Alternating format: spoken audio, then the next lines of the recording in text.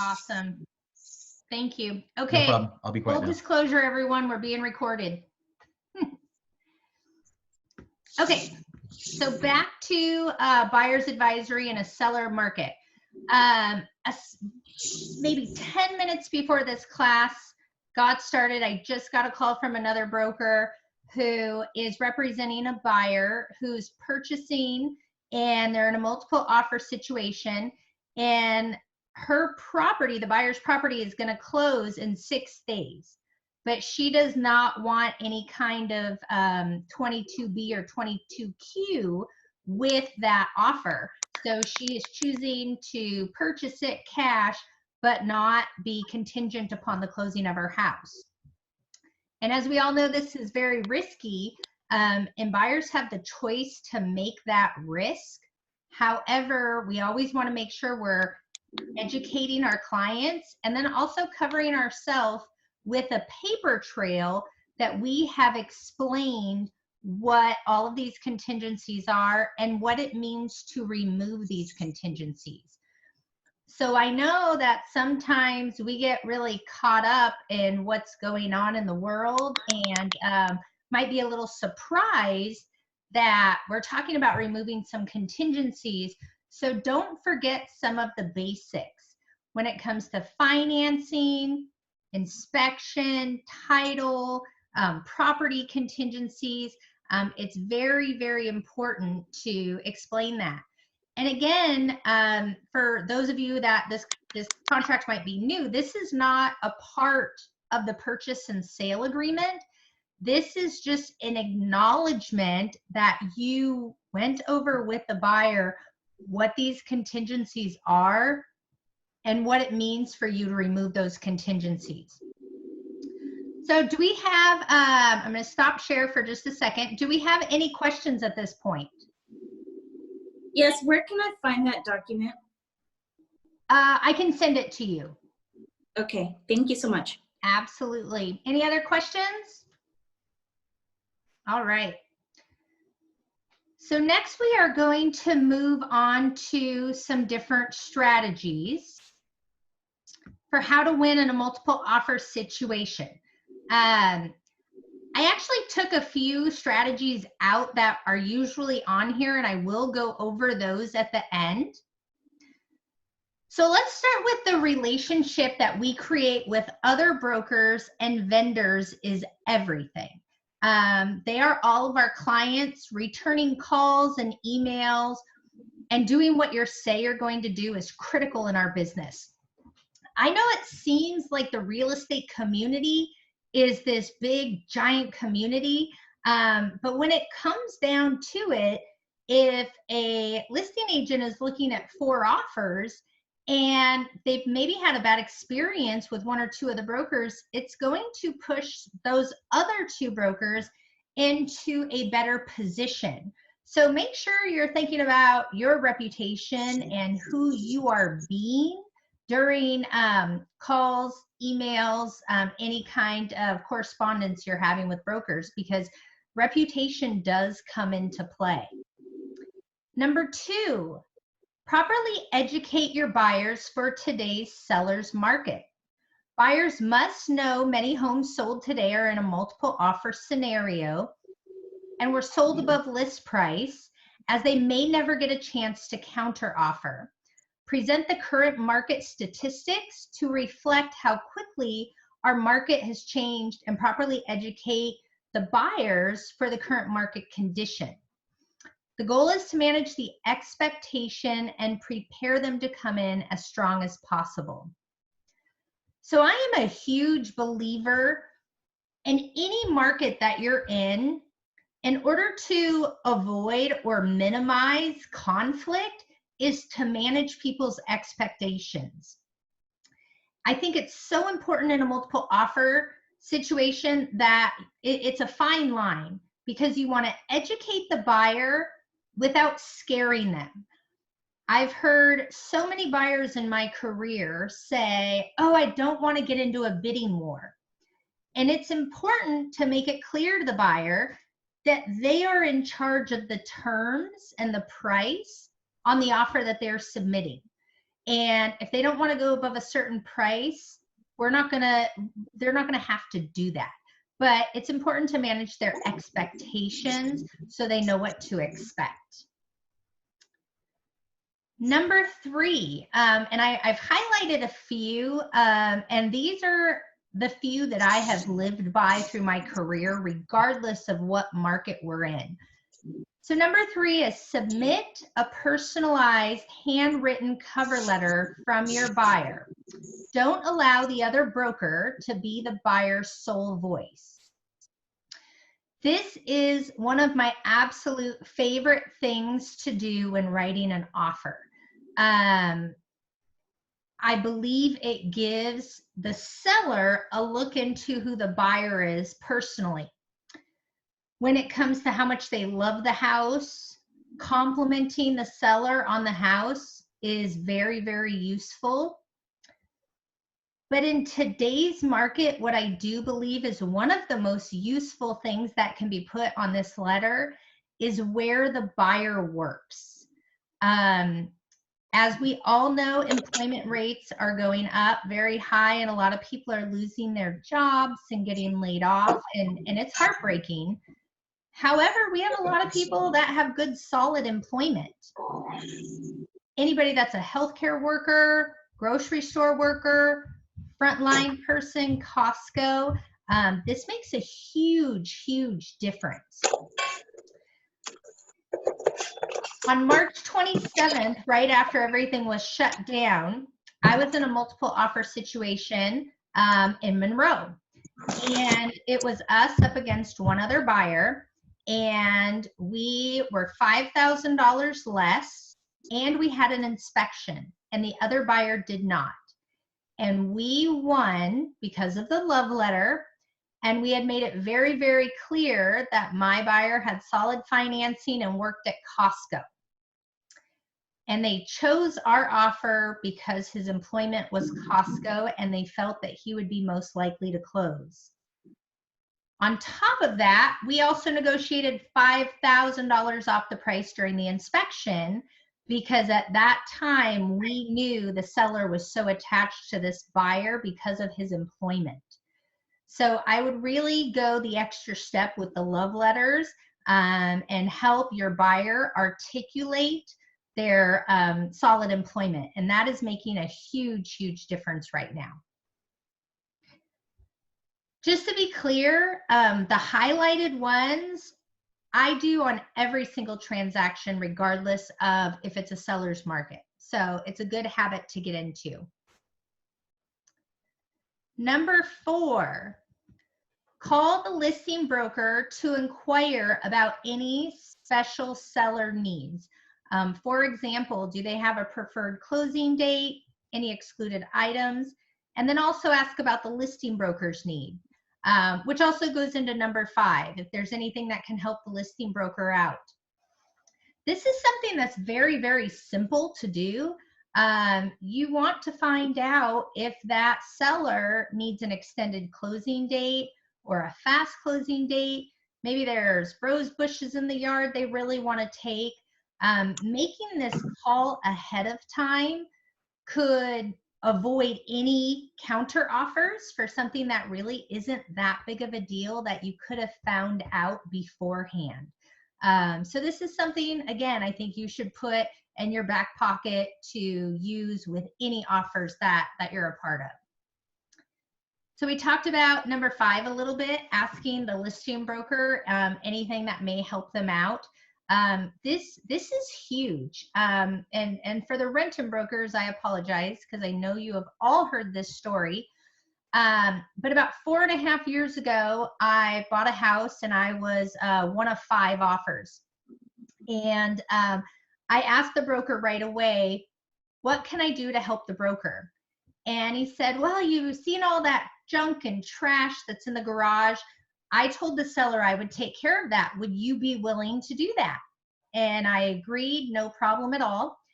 And I had an escalation clause, and somebody then beat me on price. And the broker called me back 3 times and showed me the offer all 3 times so I could then beat out the price finally we won. But the only reason the broker did that is because I had asked what I could help with, and I agreed to take the items out of the garage. Otherwise, I would have lost out on the house. And it was the house I absolutely had to have. I would do anything. And but just because I asked that simple question, the broker continued to call me and allowed me to go up on my price. At any point, anyone has any questions, you know, feel free to unmute yourself and ask. Number 6, preview and show all the homes in person. It's really helpful in today's market for that agent, the listing agent, to know you were there. It's helpful that you know the property that you're dealing with. You can help give the buyer insight on price and how high they should go. Number 7, do a CMA on the home your buyers want to purchase. Show how quickly homes are selling for and how much above full price they are selling for. And again, this goes back to managing the buyer's expectation. If your buyer is walking into homes and talking about doing a low offer or having closing costs paid and they really don't need it, you should have a CMA done in the area to show them what's going on. Be careful with that. I would stay away from sold properties right now, because sold properties are telling you about yesterday's market.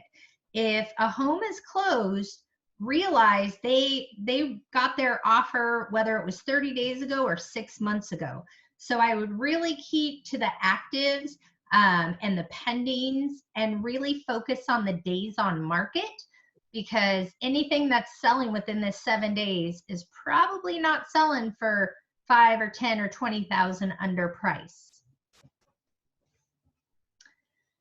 Number 8, another highlighted item that I am a fan of with any offer in any market: have your lender personally call the listing broker and introduce themselves prior to presenting the offer. Have them reassure the listing broker that your buyer is well qualified and lets the listing broker know they are accessible for any questions or concerns. I believe this really hits 2 birds with 1 stone. So a great example of something like this is if you are going to hire someone on your team. If you get a resume is fantastic, right? It tells you all about the person. But what really elevates that is getting a recommendation or a reference from a previous employer. And if that previous employer goes on and on and on about how wonderful this employee has been, that's going to have so much more meaning than a resume or a piece of paper. So realize if you send your offer with a pre-approval, even if that pre-approval says fully underwritten, we don't know if the listing broker or the seller is really paying that close of attention. So having the lender call and talk about how solid their employment is, they've already submitted their documents, you know, wherever they are in the process, really will elevate the position that your buyer is in. It will also show the listing agent how easy it's going to be to get information from the lender. Yeah. Yes. Does somebody have a question? Nope. Okay. So feel free to let me know if you have a question. But having your lender call the listing broker personally is huge. That you should be doing in every. Hey. Thank you. Let's see. Mom, Let's see. you want to come say hi? Can we, whoever's chatting in the back, can we mute, please? Thank you. You all are still looking good. All those. Yeah, I'm on a Zoom call right now. Oh, I miss you. Colin, do you know how I can mute them? I know, we can't even get That's their, that's a bike thingy. Yes, if you hover over their picture in the upper right corner, you'll see the blue button. Oh, yep, I got it. I Yep. didn't know who it was. Okay. So number 9, put in the shortest contingencies possible for financing, inspection, CC&Rs. Please, please make sure that your buyer understands this. This is not your decision to make. This is the buyer's decision. It is your job to give them the options. But be careful putting a one-day inspection contingency. You might not be able to get a home inspector out there.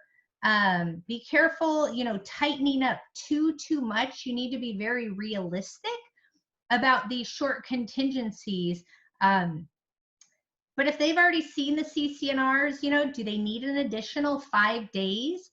So when you're going through your offer, you have to kind of go through and say, okay, how can I tighten these things up, but continue to make it realistic so the buyer can do their due diligence and you're not under the gun. You don't want to be unrealistic when it comes to the short contingency timeframes. I've got a question. Yes. What about the time frame to have the other broker review the offer? Is it advised to do 1 day? Well, so if you're in a multiple offer situation, it's likely that there's going to be a review period. And in my opinion, there's 2 strategies. So strategy number 1 is, let's say you look at a home on Friday and they're reviewing offers on Monday. Some people will make a really great offer and have that offer expire on Saturday in hopes to get the seller to accept the offer before multiple offers come in. That can be a very strategic move, but if you do that, I don't recommend that you include an escalation clause, because if you give them a tight time frame to respond with an escalation clause, they're going to try to generate another offer. So I would use that strategy for a buyer if they're going highest and best. Okay. On the flip side of that, we're trying to love on the seller to get our offer accepted. And I oftentimes am not a believer of putting them between a rock and a hard place. I am if I have the time and I can submit the offer ahead of time. And if the seller says, no, I'm not going to look, I'm going to wait till the review date, I can always amend my offer. Does that make sense? Okay. What do you mean amend the offer? To give it extra time? Well, yes. So if I write an offer on Friday or see the house on Friday and have the offer expire on Saturday, and I don't do an escalation and I just do my highest and best price, and the seller says, no, I'm going to wait until Monday. Well, your offer has expired now on Saturday. Oh, I see. So now you can amend your offer and wait until, Monday or Tuesday for the expiration time. Oh, I see. Gotcha. Thank you. Number 10, have the property inspection already completed prior to submitting your offer, or have it pre-scheduled for the same day as mutual acceptance. So this is a Form 35P, basically a pre-inspection. So pre-inspections are fantastic. Again, the buyer has to realize they're forking out a little money before their offer has been accepted, but it's more likely their offer will be accepted without the the inspection contingency. But they have to realize what they're doing. Most important with a pre-inspection is you must have a 35P. You cannot go into a property and try to inspect a property without the seller's consent. So it's very important to do. Number 11, I love number 11. Always include an escalation clause. Don't assume there will not be another offer coming in. Make sure you and your buyer understand the form. So I am always extremely transparent when Albie and I disagree on something. And Albie and I have a bit of different opinions on the escalation form. I could not have conducted my business how I have in my career without the escalation clause. I think it is one of the greatest forms ever. However, your buyer needs to know they are showing their poker hand to the seller. Albie doesn't love this form because oftentimes there is an issue with people not being clear on the price. There is somewhat of an equation on the bottom of the escalation clause, but it's not a true math equation. So sometimes people fumble those numbers a little bit. And I just think it's really important that if you're using this form, your numbers are correct and your buyer completely understands they are showing their poker hand to the seller. I have a quick question, Shai. Sure. With the escalation clause, this has obviously happened to me before, but would you wait, like if they're doing an offer review, would you wait until close to that review time? Because I found if I put it in early, a lot of times it just gets used to escalate, you know, so would you wait? Yeah, timing, oh gosh. I could argue this one a few different ways. I've had sellers say, oh, I want, you know, who was the first one? They were the first one here. I think regardless of when you submit your offer, you should be talking to the listing broker a lot. You should already try to be building a relationship with them. And you can always amend your offer, but if I see a house on Friday and they're reviewing on Monday, I'm probably going to wait until Sunday. Okay. Number 12. Oh, yes? With the not assuming that there, with the escalation clause, you said don't assume that there's not going to be another offer coming in. Mm-hmm. Is there a disadvantage to amending with the escalation clause later if you find out that that other offer is coming in rather than showing your hand early? No, I think, so if I, back to my example of seeing a house on a Friday and reviewing on Monday, Mm-hmm. I have many times done this and also been on the listing side where somebody will submit their highest and best on, Friday or Saturday. Mhm. In that situation, I would not use an escalation clause. I would just use my highest and best price because on Friday, there may not be any other offers. A lot of people like Laura might be waiting until Sunday. And if you use the escalation clause, that's going to trigger the seller to say, oh, I can't get this higher price unless I have another offer. So if I'm going to try to submit my offer right away and get the seller to accept before the review period, I would not use the escalation clause, but I would use it if I was submitting on a Sunday. Now, if you can make friends with the broker and you have to increase your margin or your cap on the escalation clause, you can very easily do that. Thanks, that makes sense. Okay. Number 12, don't lose a deal over a few $1,000s. Remember, for every $1,000, it will likely cost your buyer $4 to $5 a month. This is a conversation that I think you should be pretty well versed in. For many years, we've all heard, a buyer talk about, oh, maybe I should offer $5,000 low. And you should be able to feel comfortable saying, hey, buyer, I completely understand where you're coming from. $5,000 is a lot of money, but let me ask you a question. That $5,000 will maybe equate to $20 or $25 a month. Are you willing to risk losing the property for that amount? And 99.9% of buyers, once it's broken down on a monthly basis, will be more aggressive with their price. So it is important for you to be able to understand that conversation. Number 13, purchase a home warranty for the seller, not the buyer. This will give the seller reassurance that if they choose your offer, his or her home will be covered during the escrow period for any unexpected repairs that come up. And then at closing, that would be transferred to your buyer. Realize that any home listed with Renton or Kent North already has a free coverage while it's on the market.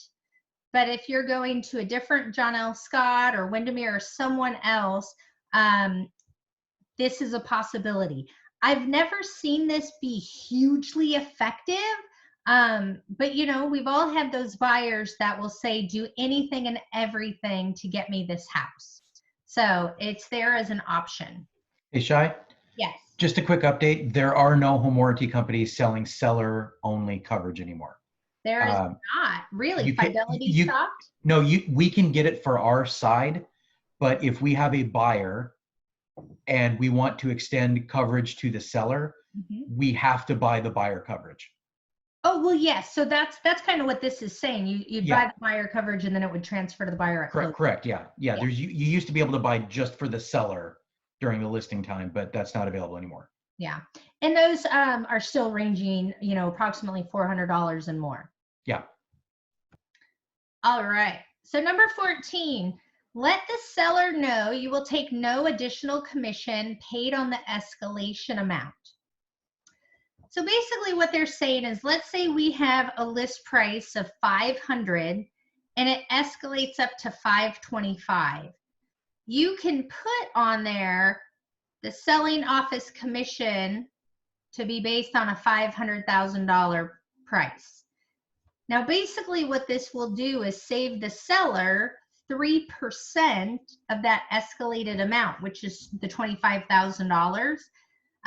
And it's a very small amount to do that, but realize when you are writing an offer and it is getting reviewed in a multiple offer situation, you have to look at your offer as an entire package.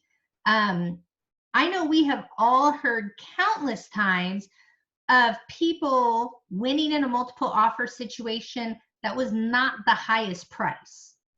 So this again is one of those things where you're just adding one extra little thing that could potentially make a difference.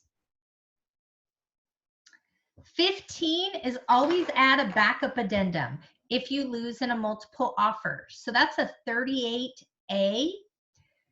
And gosh, you guys, people get cold feet. Buyers will sometimes change their mind where they get caught up in their emotions and they become really aggressive with the terms and the price of their offer.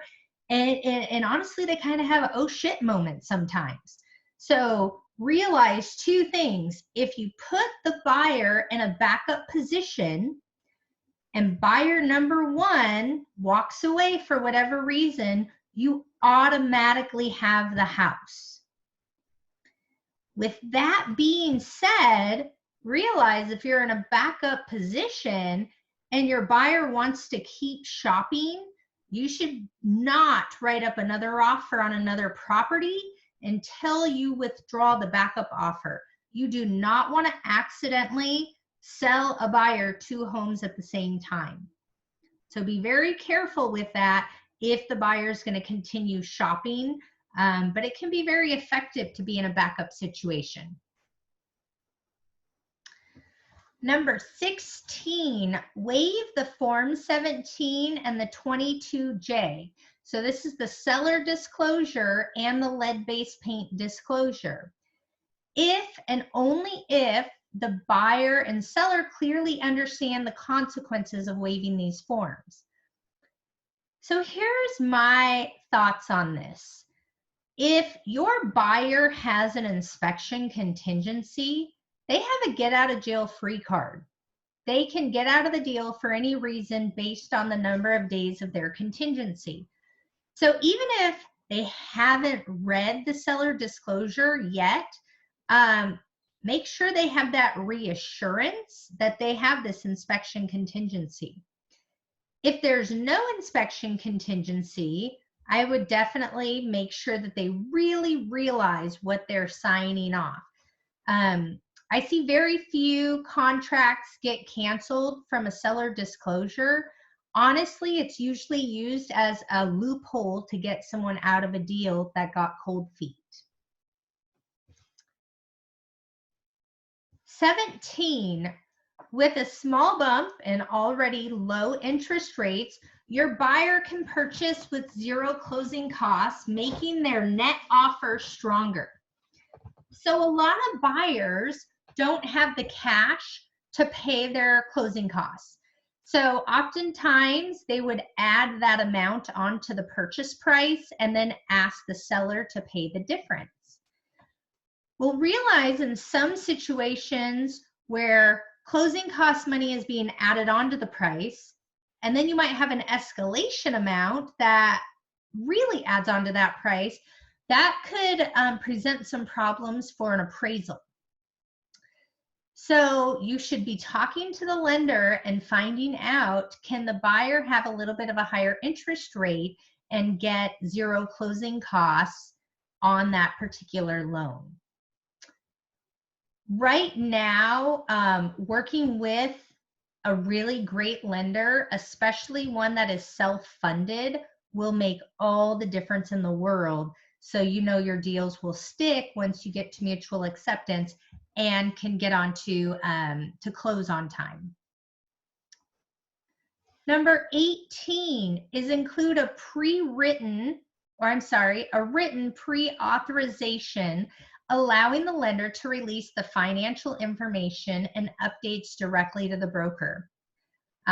This is very helpful because any listing agent wants peace of mind that the lender is going to be in contact with them and they're on top of where everything is with the loan. 19 is have your buyer available and waiting for an instant counteroffer. A lot of these go without saying, but if you have somebody that is, sometimes when our clients are doctors, for example, even before the coronavirus, it would be hard to get a hold of them. So it's important that your buyer understands, hey, we might win, but the seller might make a small change and we need to get that signed right away. So it's important, again, to manage the buyer's expectations. 20, don't wait for a pre-approval letter. If a buyer finds the house, write the deal and the pre-approval letter can follow. So if you're Renton or Kent North, we have always trained you to have a pre-approval done right away in hopes that the client will be fully underwritten before they buy a house. But if you happen to not have that pre-approval for whatever reason, don't not write the offer. Go through all of the motions, do what you can do, and get that lender on the phone right away and get a pre-approval letter immediately, but don't let it stop you from writing an offer on a house. 21 is to offer the property in an as-is condition. So I don't necessarily love this line, okay? If you write in on your contract that you're going to buy the property in as-is condition, but you also include an inspection contingency, it doesn't make a difference. You can still back out for any reason at all. If there's no inspection contingency and you also write in as-is condition, your buyer better realize what that truly means. This is more commonly used with fixer properties and things along those lines. Number 22, buyer will clean and trash out the property and dispose of anything the seller leaves behind. Again, this is great to use, but your buyer better be clear what that means. Anything that they see in the house when they previewed the property, they must understand if you put a clause in the contract like this, that seller can leave anything and everything behind, and it now becomes the job of the buyer to dispose of. So again, making sure you're educating your buyer. Waive the appraisal clause if the buyer is able to pay the difference. This also is kind of in connection with number 24, which is using 22AW, which is the limited waiver of financing contingency. Be very, very careful with this. I am a much bigger fan of using the form where a buyer would pay a certain difference between an appraisal price and a purchase price. Like they would come in with an extra $10,000 or $20,000 down for the difference of an appraisal price. I really caution you to just waive that appraisal and not make it contingent or say that a buyer will pay the difference. Because let's face it, we have all had our experience with a few wackadoodle appraisers. And if that appraiser comes in $100,000 low, your buyer may not have those funds. This was actually an issue last year with one of our brokers. One of our brokers found a house. They absolutely loved it. They waived the appraisal and it came in $88,000 low. And our broker did not have the money for it. And it was, it turned into a pretty ugly thing that we eventually got fixed. But when you say waive, that is a really big word. So again, I really caution you with that. Include a 22EF. This is an evidence of funds. This is super useful if your buyer has a substantial down payment or if they're going to be cash. We all know cash is king, and cash offers will oftentimes win out over financed offers because you don't have to deal with financing and appraisals, and you can close a home much faster. But it's one thing to say you're cash or to say you have a substantial down payment, but to actually follow that up with documentation is going to give the seller a much greater peace of mind with your offer. Number 26, large earnest money made payable directly to the seller or a partial amount payable to seller upon mutual acceptance that's non-refundable. Again, this gives me butterflies. Make sure your buyer knows what they are agreeing to, and also make sure you use the correct contract. Don't ever just write in earnest money is non-refundable. There is a contract that will protect your buyer in the case of a seller becoming, they died or they're incapacitated. So if you write an offer, and let's say you have a $25,000 non-refundable earnest money, and God forbid the seller can't clear title, or maybe they get in a car accident and they pass away, or they're incapacitated, the buyer would not get that earnest money back. So it's very, very important that you really pay attention and dot your I's and cross your T's when it comes to non-refundable earnest money. 27, send a video to the listing agent and seller about you and your buyer and the highlights of your transaction. So this is kind of the new technology way of the love letter. I would not do one or the other. I would always do the love letter. And if you also want to do that with a video, that's great, but I would do it in addition to. So a couple things. For condos and townhomes, the buyer may waive their right to revoke their offer based on the resale certificate. So please realize the resale certificate has to be delivered from the seller to the buyer, and the buyer has to review that resale certificate. Now that is a statutory law. That cannot be changed. You cannot cross it out in the contract and initial it. It is a law. But what the buyer can do is waive their right to revoke their offer. So they will still receive the resale certificate and they will still review it, but they can say ahead of time that they will waive their right to revoke their offer based on the resale certificate. Again, buyer has to understand what that means. If your buyer has a 50-pound dog and they're buying a condo or a townhome, I would never ever recommend this, because oftentimes you'll see that there are pet restrictions in the CC&Rs. So again, keep it all relative. Lastly, there are the one piece that I did take out of here because I'm not a huge fan is if the property is on a septic, the buyer can pay to have the septic inspected and pumped.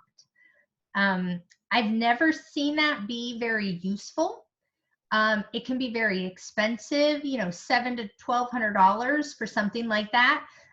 So I did remove it from here just because it's not that common, but it is a strategy if you happen to have someone, you know, tell you to give it everything you have to make sure that that offer is accepted. So we went through the 27 points, and I just want to open it up for questions, comments, anything that you'd like some clarity with. Not everybody at once, though. That was really great. Thank you for going through that. Absolutely. Any other questions out there? All right, well, good deal. Well, we are 13 minutes early. You guys know how much I love to save time. But if you have any other questions or want to work on some strategies with me about writing an offer, you know, feel free to reach out anytime. But I really can't stress in today's market, the love letter, the lender calling, and really putting some highlights around your buyer's employment, because so many people are getting laid off and a seller wants to pick the offer that's most likely to close. So those are some really key points right now. All right, everyone. Well, have a great day. Will I be emailing you the list? Ooh, Yvonne, what list is that?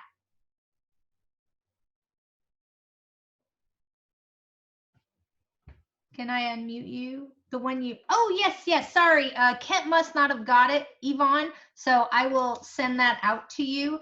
Does anybody else from Kent North want the list that we just went through? Gusty, okay. Daniela, Nia, all right. All right. I will send that out to everyone. But if you think of anything or just want to go over to some strategies, I'm always available to help. All right. Bye, everyone. Have a great day.